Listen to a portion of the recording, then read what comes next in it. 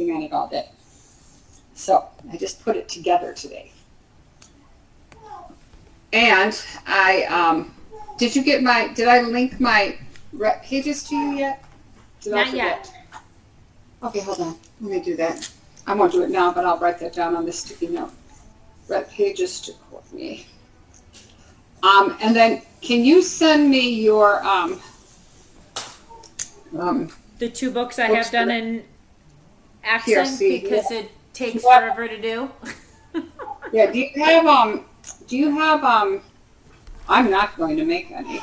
I'm going to look and see if I can put a trial of grid on there.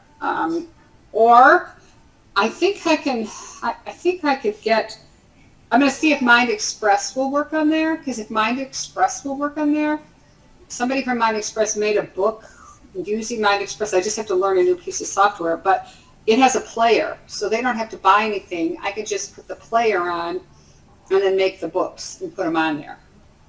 And I have a license. At some point they gave me a free license, so I might have to go back and talk to my contact and then learn. I'm not thrilled about learning something new, but it felt complicated to me, but I don't think it will be once I know how to do it. That's what I'm trying, at least. We'll see. But because I hate to have somebody buy Grid's expensive. It's like $700. Right. Just for books. But at the same time, how many books do you have for 2, the accent? literally, because it took me forever to figure out how to even get it done, and then. Is it good, or is it not even worth the effort?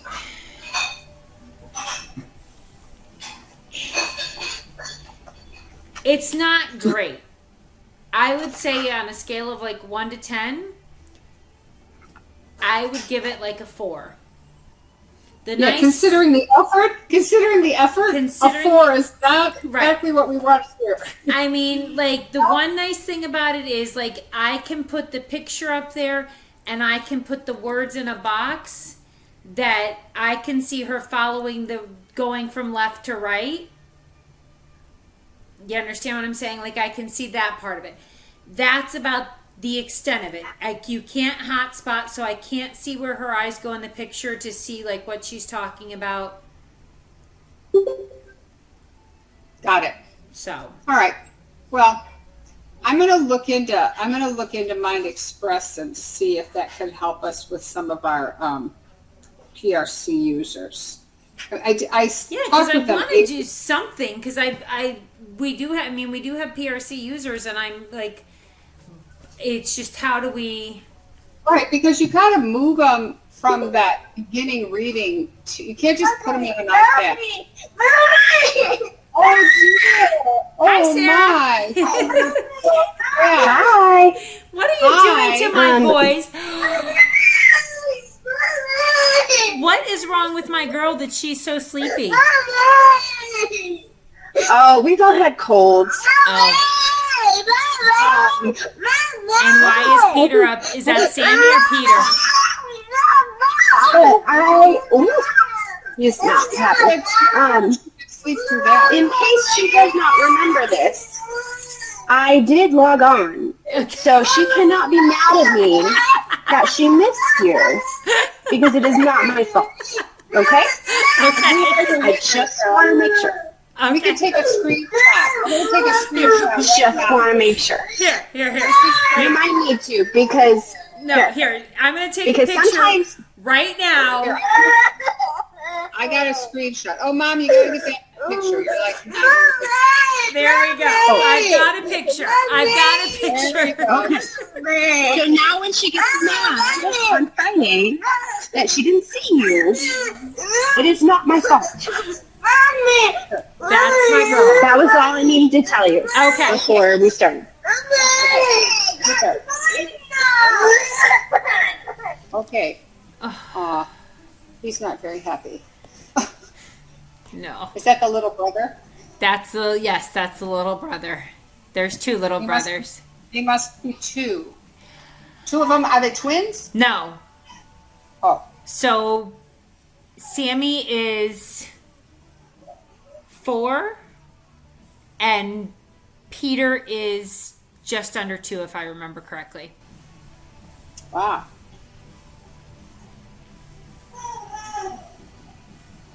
That sounds like a 2-year-old. That's like my grandson. Everything is what? How's the new baby? She's what, like 4 months now? She's almost 4 months. When will she be 4 months? She's almost 3 months. When will she be 3 months? On the 9th. I'm not good with the birthdays, so I've got a bad memory. On the 9th. She was born February 9th. February to March to April to May. No, she was born March 9th? What? Yeah, that sounds right because yes, that sounds right. April 9th. No, April 9th. April 9th. April 9th. So April to May to June. I think we've been working too much, Susan, because we can't remember anything. Yeah. April 9th. That would be the day. Oh, I'm very bad with birthdays. Always have been, always will be. April 9th. I put them in my calendar so then I cannot forget because I'm just really bad. I'm really bad. I don't mean to be bad. I really don't. All right. This is Mila's birthday. Mila birthday. Yeah, so she's going to be 3 months and she is one little smarty pants. She's already she coos back and forth with you. Like you coo, she coos, she coos. She's really reciprocal. She's very social. Very social. Good. Which is really nice and she falls asleep nicely when I need her to. And I get Mimi time in the evening, so it's really nice. Yeah. That's awesome. So if I don't get things done in the evening, it's because I'm oohing and ahhing over my granddaughter. You're allowed to ooh and ah over your granddaughter. That's allowed. I am.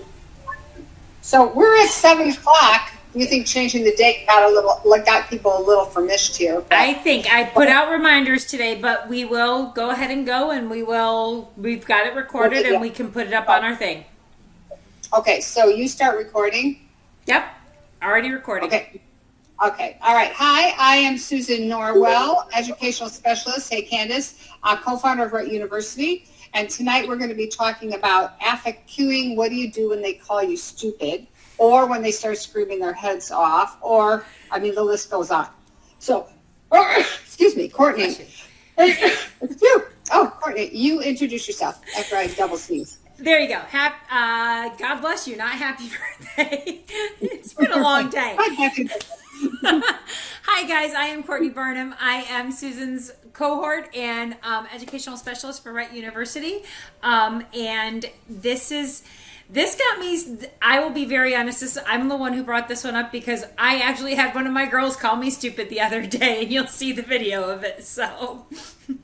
Yeah, and so we're really trying to think about how all of these situations we find ourselves in that people call behavior, which, some of them aren't, don't get me wrong, but every behavior has a communicative intent. And so how do we help kids regulate, get themselves regulated enough that they can use their words to tell us what's going on? Because, when they're up here at 10, they're not going to be using their words. We got to get them down and then hopefully affect some change in what they're doing. So go ahead. This is your slide. I love this slide, so you can go ahead and read it. I had a lot of fun finding slides for this one because I have to go back to, we all know my sister had Rett syndrome, and so she was definitely sassy as all get out, and definitely a smart aleck, even though she never had communication because we didn't have the devices like we do now. And so it's just always funny to me. I really enjoy our girls being sassy and our boys being sassy because, it reminds me of my sister. So. But the quote I found was, I reckon I am a smart aleck, but it is just a way to pass the time, which I really thought was very appropriate for our kiddos. And when I asked a long time ago, I had asked families to give me words to describe, our individuals with Rett syndrome. I got sassy, cheeky, snarky, feisty, funny, silly, sarcastic, flippant, saucy, and fiery. Those were all words given to me by parents that describe their girls and boys. And I will be very honest, there's a few more I could add to that, but there's definitely, I think that we've all seen that in every single one of our kiddos. Yeah, and I think that the cool thing about that is it's not Rett specific. It's just person specific. I mean, people are like this. And I think sometimes we blame lots of things on Rett when in fact they're just kids and they just happen to have Rett. So what is affect cueing? It's actually a term that was first coined by Stan Greenspan. God love him, God rest his soul, who was working a lot with kids with autism that had lots and lots of behavior with not a lot of opportunities for communication. And so he kind of talked about co-regulation. How do we help these kids regulate through us? They're not going to just regulate on their own, but through us. So we're using our affect and cues to help them learn how to use language. That's the broad idea. And what that looks like, it'll be more apparent when we show you the videos. But I think how we respond to the kiddo is really a larger determinant as to whether this is going to escalate into behavior and continue being behavior versus being a bridge to communication and being able to express your feelings and be able to get your needs met, not just I want a cookie or I need to stop, but your needs met in terms of emotional connections with people. I mean, I think that's really important. And I think that sometimes because special ed, unfortunately, took a turn in the 70s and became very behavior focused versus developmental and emotionally focused, everything got seen as behavior. And I have to tell you that some of the times when I look at what is on kids' devices, or really not on kids' devices, I can't blame them for screaming their heads off because there's really no way for them if all they have is a more like stop and go. I mean, I'm not quite sure what you can express with those 4 buttons. And I had a kiddo, one of my first years of teaching, who, when I got him, I got the good luck with, like, I literally, somebody said good luck, and I found out that literally, right, but he screamed literally all day long. And the first thing I did was put a negative button on there. Like, I don't want to, I don't like this is stupid, da da da da da. And everybody looked at me like I had 6 heads. What are you doing? Well, you know what? Let's be honest. When your alarm goes off at 5 o'clock in the morning, I don't know about anybody else, but I do not sit there and jump out of bed and go, yay, I get to get up in the morning. My first thought process is, oh my God, I have to get up. I don't want to do this. I don't want, I want to stay in bed.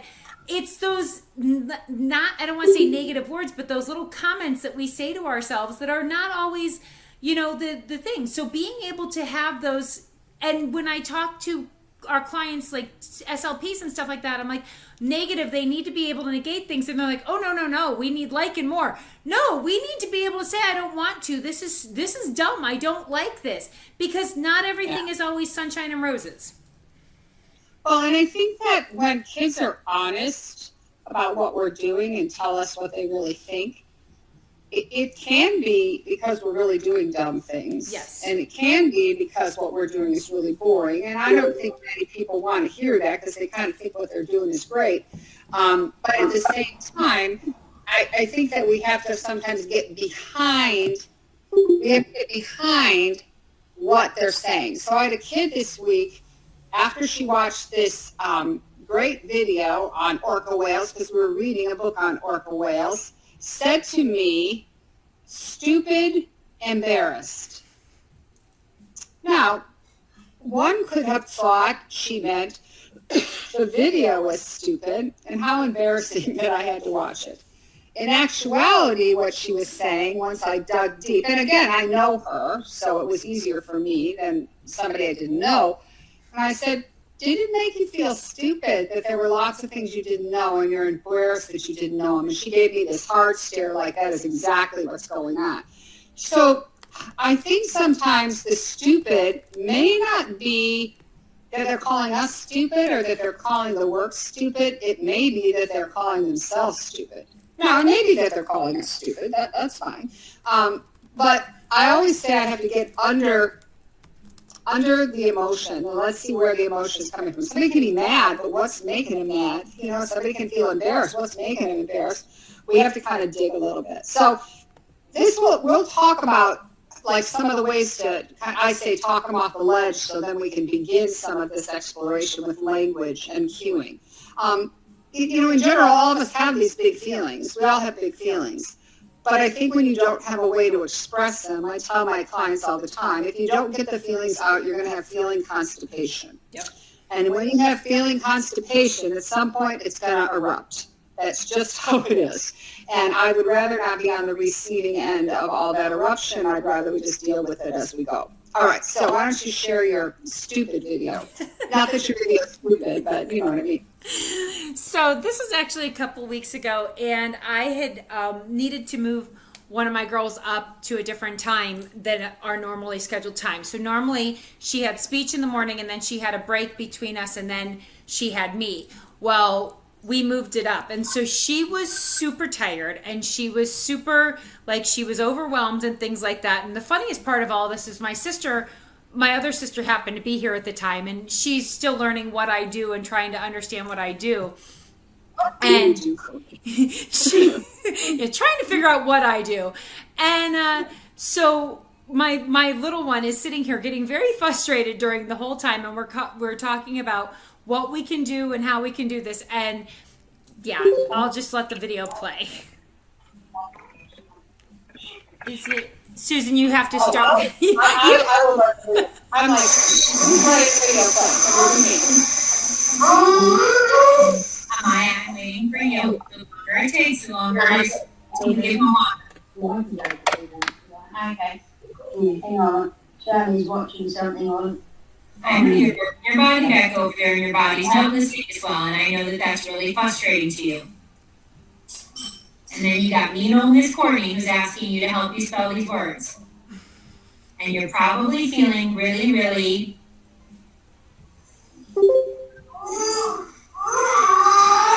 frustrated and upset with me right now.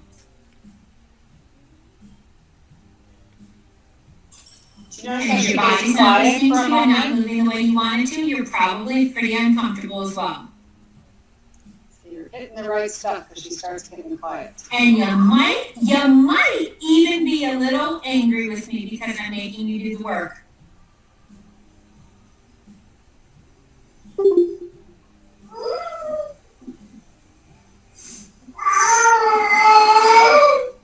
I will wait for you though. We are going to do this. We're going to do 2 words and then we'll take them all on a break.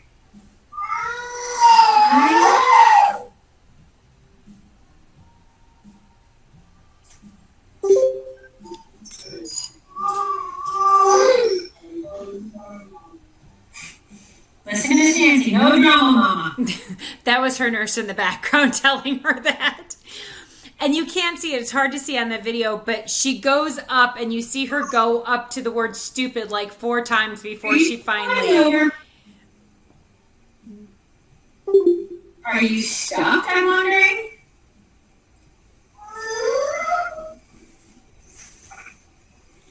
I know, I mean. Yeah. You're disappointed in me and you're furious with me, okay.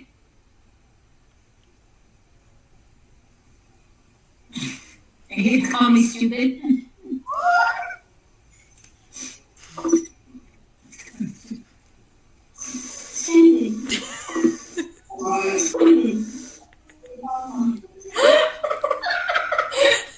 Of course, I'm dying because I just... Maya, you know what? I will give you permission to say those things to me, but you might not want to say them to other people because they might get offended. I know you're mad at me right now. I wonder if this is the first sound that we need in the word as. Yes or no? And then she ended up answering the question. You know, it's... I'm sorry that you're embarrassed. I'm not embarrassed.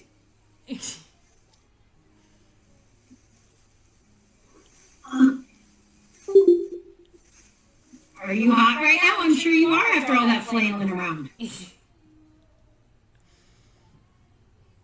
So there she got a lot out. Probably the one thing I would have done is when she got to stupid the first time, I might have helped her. When a kid's really dysregulated, I might have not made her go through having to actually get there. The other thing is try not to laugh. Because I think she's really like, she's getting strong emotion out, and what we want to do is match the emotion and then talk her down. But I love how you said, you know what? You can say that to me. Other people might not appreciate it, but you can say that to me. And I think that for her, you could just see her kind of, the more you started saying what it could be, she just came down the scale. The screaming stopped. And you'll know when you get to the right thing.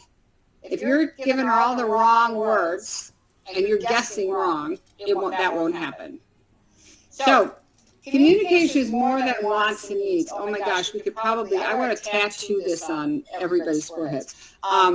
Because communication is anger, fear, sarcasm, refusal, denial, pain, frustration, control, power. Just think about the power that we have with our words. And you pick out the greatest quote, so you should read it, not me. Sorry. It's not always rainbow and butterflies. It's compromise that moves us along. And it's very true, because I think everybody always expects everybody to be that toxic positivity. I hate to say it, but that toxic positivity that everything's fine, everything's wonderful. And as I think we all know in the different abilities community, it's not always rainbows and butterflies. There are days when it is really, really hard and you just want to say, I'm really, really angry and I really don't like this. And so when we don't help our kids and we don't help our adults know how to say that or how to express it, I think that truly is just, it's not fair. It's not fair to them, because it's not easy to be in their bodies. It's not easy to not be able to get everything out that they want to say. It's not easy to rely on everybody else. It's not easy to hear what people are saying about them and understand every word that they're saying and not have a way to say, hey, yo, I hear you and you're being very rude. And that's the best one I think I can say is, there was a woman that worked with my sister who my sister did not like. And it got to be a point where I knew she didn't like her, because my sister would frown at her. Every time I was around, she would frown at her. And so I finally was like, okay, either you've done something to my sister, like whether you've said something about her or said something, done something to her, or you've said something about me and my mom.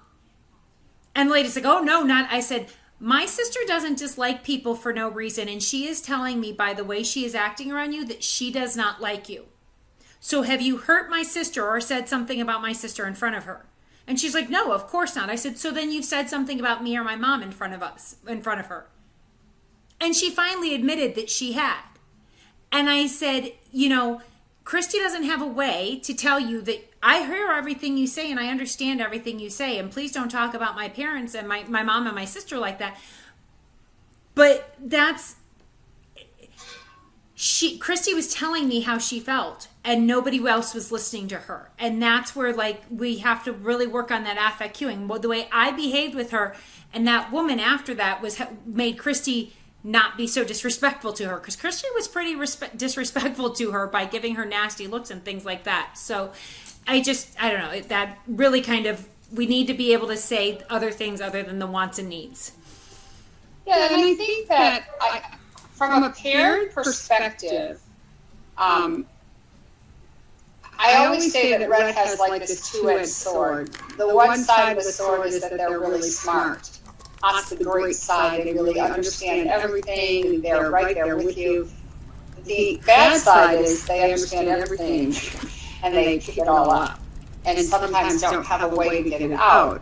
And so, I also feel that for some parents, it's really hard for them to talk through emotion, because that might not be something that they're very comfortable with. And I think it also depends on the culture you're in. How comfortable is that culture talking through emotion? And so we say this with a great deal of respect for parents and how this might be, something brand new in terms of thinking about their daughter, their son this way, but also culturally how it might be difficult.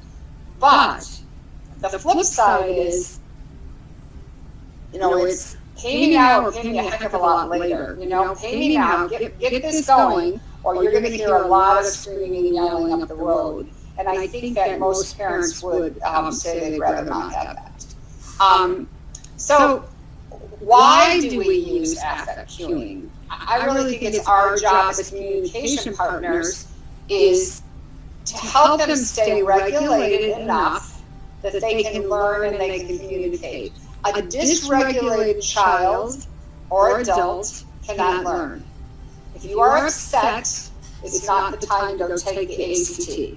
If you are mourning the loss of somebody, it's not the time to take the driver's test. I will tell you that from personal experience. I just think that there are times in our lives as adults where the big feelings we know get in the way of us remembering things, get in the way of learning something new, of figuring something out, because the emotional aspect of things can be very disruptive. My sister is the most organized person in the world. She makes me look like totally disorganized, and I'm not, but she's so organized. Some might say anal. But after my mother died, you have to understand, my mother was 99 and 11 months. This was not unexpected. We, at the point she was at, actually prayed that she would go to heaven and be at peace. But when it happened, it blew us out of the water. I was just like destroyed. And my sister went to the doctor, and she's sitting in the office, and she's waiting, she's looking at her watch and saying, finally she walks up and says, hey, I have been waiting for like 45 minutes. When am I going to see the doctor? And the woman looked at her and looked at the book and said, your appointment's not until tomorrow. So, and that for my sister is just something unheard of. And so, if that's how it affects an adult who tends to be regulated, who has full expression and full control, imagine what it's like if there's something going on in their lives and they can't quite put the words to it, and everybody's playing big guessing games around it, or not. Just trying to make them happy, give them a video, give them something, and that's not really helping because that's taking away the big feelings. So we need to understand that behavior is communication, and that we have to accept the big feelings and what they say without correcting them. No, you're not feeling angry. Or no, that's not so bad. Because anytime we make it smaller than what it is, they think they're doing something wrong, or they think they're not feeling things the way they should be feeling them, as if there's a way we should feel.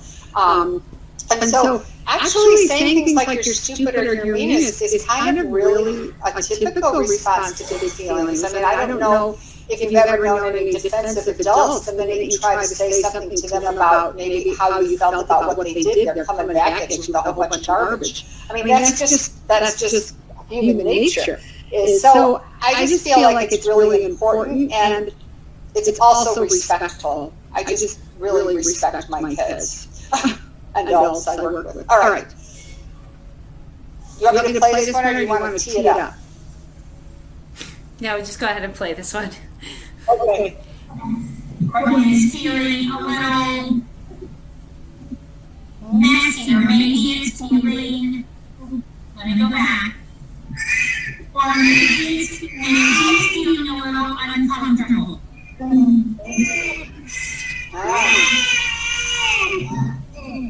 Because you're telling me something's wrong. You're telling me something's wrong, Courtney, and I don't like it.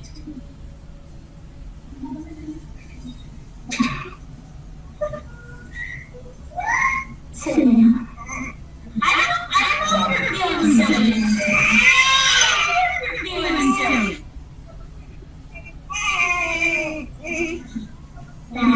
Your body's feeling uncomfortable. And it's making you feel very messy. It's making you feel messy. And you can say, Courtney, I'm going to go to quick fire. You can say, I don't like that. Don't tell me later. Okay, I don't like that. Thank you for telling me. I can tell, my friend. I can tell.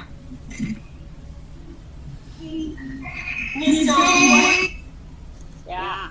And did you notice when she got quiet when you got to the don't like and nervous? And you did a great job of not jumping in on that I'm happy, because you could tell she was really trying to work down those words to get to what she wanted to say. And I do think sometimes they say things like silly where they don't really need to hit that button, they just happen to hit it, and then, you know, they get to what the meaning of the issue is, which is don't like it, I'm nervous, and I feel bad. And this is her response, and I've noticed this with quite a few of my kiddos whenever I introduce something new, is, you're introducing something new and you're scaring the, this scares me and I don't know how to handle this. And so really trying to teach them that affect cueing and using that, because as we know, she's in kindergarten, she's in regular ed kindergarten. We can't have them, that's not an appropriate behavior to be doing anytime something new is introduced at school.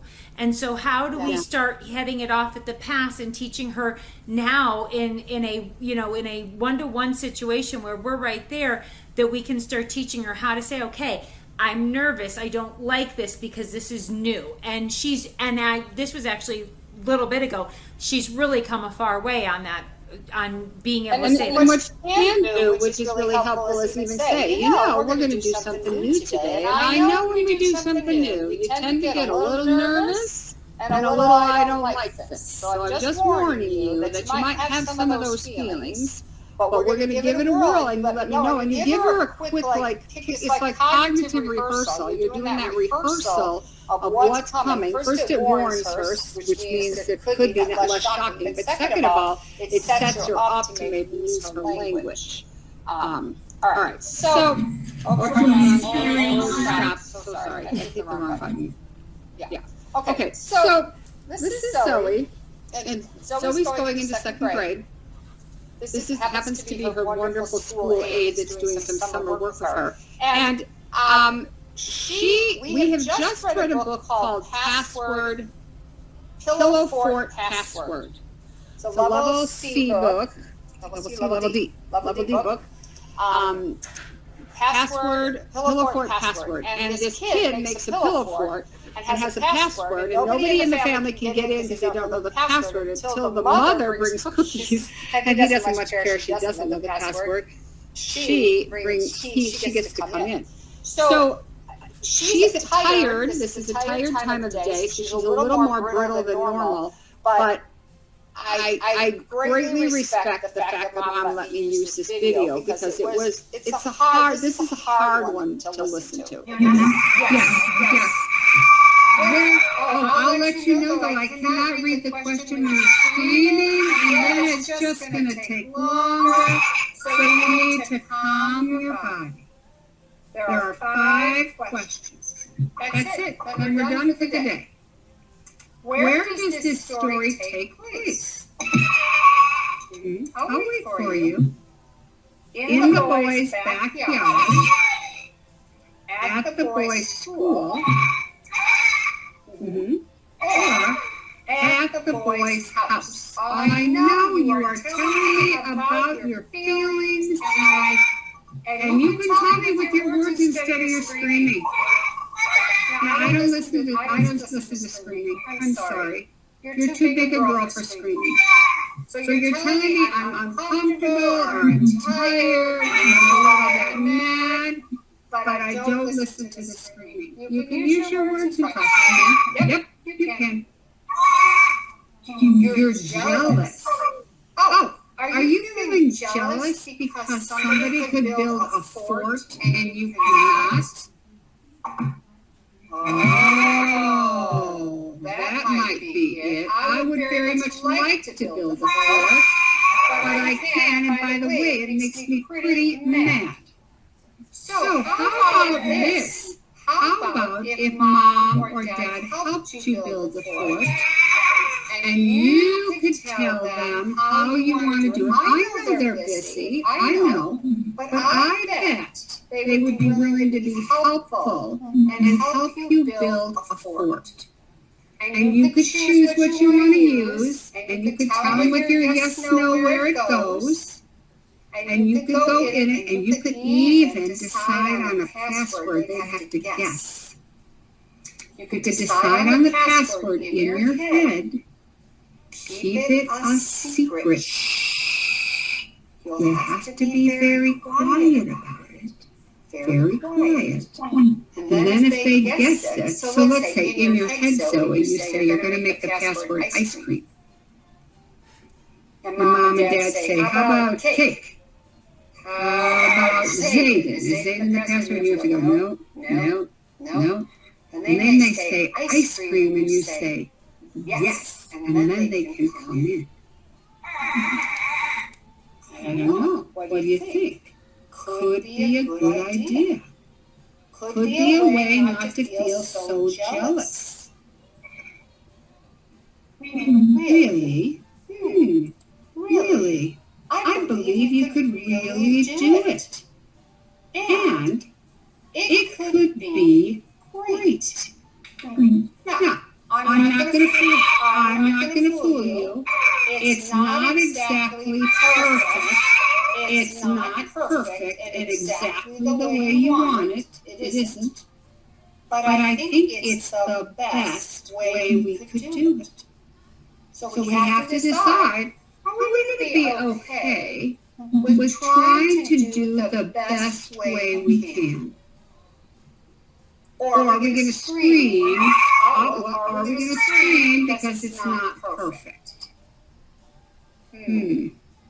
It's a hard choice. It is. And it really sucks that it can't be perfect. I get it. Royally sucks. But I think doing the best we could do could be a lot of fun. And you could invite Cola. Yes. It could be fun. It could be silly. I bet Cola would love it. Yes. Would it be silly if Cola came inside? Yes. Our dog used to go inside the fort, and the dog loved it. So there was a whole lot of unpacking of that emotion. And you could tell that I hit the right idea because she got quieter and quieter. But I didn't stop the cueing and expect her to jump in and do a lot of talking. I was cueing, then she said jealous. Then I'm cueing, then she says busy. And that was really fast. I mean, and her parents are busy. They both work full time, and her parents are amazing. So I knew they would do it with her. So in my mind, sometimes we have to be real detectives. Like what's underneath this stuff? And she actually made it so easy when she said jealous. I mean, that was like a no-brainer. I didn't have to be, a rocket scientist to figure that out. But I'm just saying that that's because we've spent a lot of time, her and I, talking through emotions. This isn't the first time we have done that. Now I'm going to do something a little weird. And the weird thing I'm going to do is... Hold on, I got to figure out how to do this. Yes, there we go. Okay. Now, I'm going to show you a video of Nobody Here Has Rett. They all have autism. But I think this is one of the best examples that I've had. I show this video all the time. It's a classroom of kids. I'm doing a consult, and I took the 4 worst kids and said to the teacher, I'll take those 4 out of circle time, and I will do circle time with them. Okay? And she was like, oh yeah, go ahead. Because they just were screamers. These were the kids that were always on the floor, laying flat out 5 minutes into circle time because they couldn't stand it. So we just did a lot of sensory stuff. But this little boy here, Charles, had the capacity that when he got mad in the morning and started screaming, he didn't stop until he went home.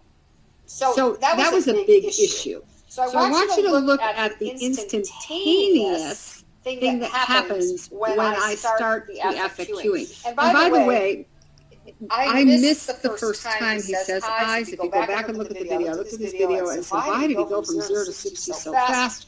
It was actually the second time he said eyes, and you'll see what I mean in this video. Let's see who's going much younger me. Are you ready to join us? You?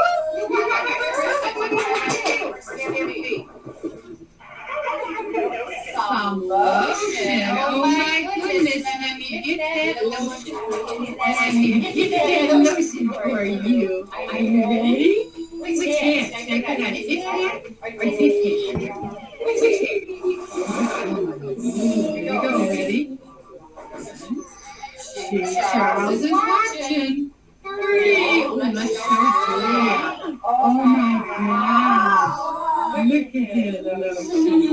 John, what do you think? Maybe lotion? You? Wow. All right, now it's Julia's turn. Now it's Julia's turn.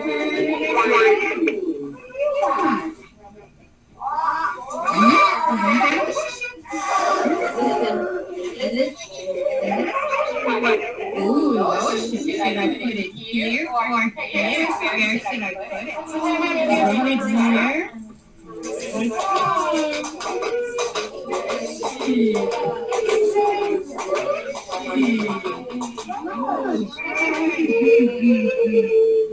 I like to lotion. Ready, Charles? Oh, look at Charles wants it on his.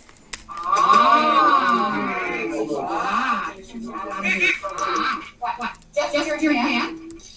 And just there now. Oh, okay. Yeah. Oh, you want? Oh, my God. No, right. You did it wrong. You did it wrong, Susan. What do you want? Susan, I don't like this. Is there two of them in there? I don't like it that way. You want?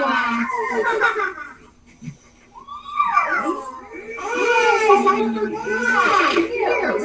It's Natalia. Ready? Watch yourself. Okay.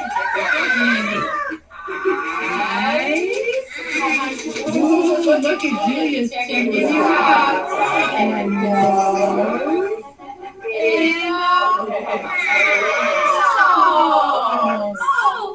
Jonathan, I want to put it in.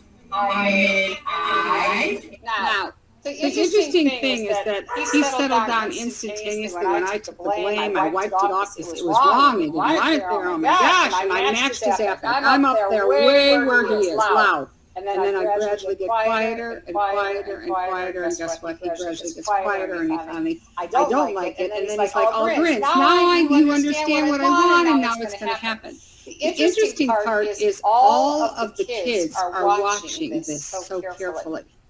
Because usually when kids scream, they end up in timeout.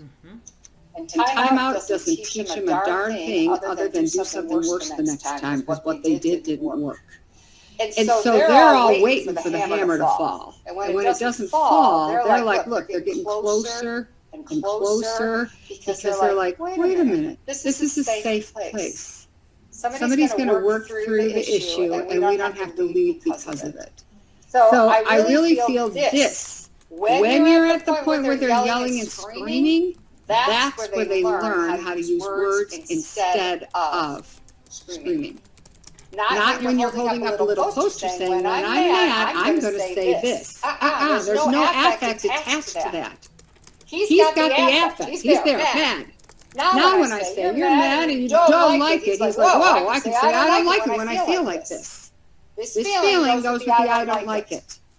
And now what we get is we get little people who are starting to understand the function of language in terms of expressing emotion, but also regulating emotion. So talk them off the ledge first. First you got to talk them off the ledge. Don't negate the feeling, and then hang in there and show them what the communication is. But if we don't match their affect, we're not up there going, oh my gosh, I did the wrong thing. I made a mistake. Oh no, let me try. Notice my voice got softer and softer, and he got with me. I talked him off the ledge. And I really think that that's something that we need to do on a more regular basis. So take it away, Courtney, because I love your quotes. So, as usual, we do these once a month. We are always wanting to best support our families and our clients. So please let us know if there's subject or ideas that we have not done a web chat on. Please let us know. You can email myself, Courtney at gp2c.org, and it's Courtney with a K. If there are courses that you would like to see, if there are things that you would like to see us doing, please let us know. That's how we best serve our families and supports and things like that. And I love this quote. I found it out of the way world. I've got my sassy pants on today. And when, like Susan said, our kiddos, I think that the catch-22 of Rett is, like she said, that our kids are in there and they do understand so much, but that's also the hard part of it. And I think a lot of the sassiness and the feistiness we see from our girls and boys is because they do have to put up with so much. And so they're like, you know what, I'm going to be a little bit sassy and I'm going to kind of take the world on and be like, okay, whatever. And, you know, our job is to give them the language and figure out when it's appropriate to use it and when it's not. Like, I had a discussion with my 23-year-old client the other day about when it is appropriate to use cuss words and when it's not appropriate to use cuss words. She is allowed to have cuss words on her device. She used them in an appropriate place. And so we discussed that. And I discussed to her, like, when I was a teacher, you know, in the school district, I did not use my cuss words in my school because that was not appropriate. That was not the appropriate place to use them. That as a teacher, that was not what I should have been doing. So, and it was funny because her mom said to me, I never even thought about having that conversation with her. And I said, yeah, we need to have that conversation. Is we're going to put the words on your device if that's what you so choose and that's what you want, but we have to use them in an appropriate manner, just like we have to use our words in the appropriate manner. I'm not going to go into a school district that I'm training and be inappropriate. I'm going to use my professional words, you know. So it's teaching. It's not only teaching the words and the language, but it's also teaching when it's appropriate and when it's not appropriate, just like we have to teach typical kids when it is and is not appropriate. So if you have any more questions, you can email myself or Susan. If you have anything that you would like to know, you know, please let us know. If you have any questions right now, we can take them very quickly before we end for the evening. And I'm sorry, there was a little bit of a issue, I think, with the videos tonight. They were a little bit slow. I'm not sure if there was some kind of a thing. So, you know, we did record and things like that. So if you guys had any issues, this will be recorded and be put up on our webpage. No, everybody's copacetic, so to speak. Everybody's nice and regulated at this point, ready for face the evening. They're not ready to have big feelings. Yeah. You are very welcome, everybody, and thank you for joining us. We hope to see you again. All right. Thanks, guys. Bye. Bye.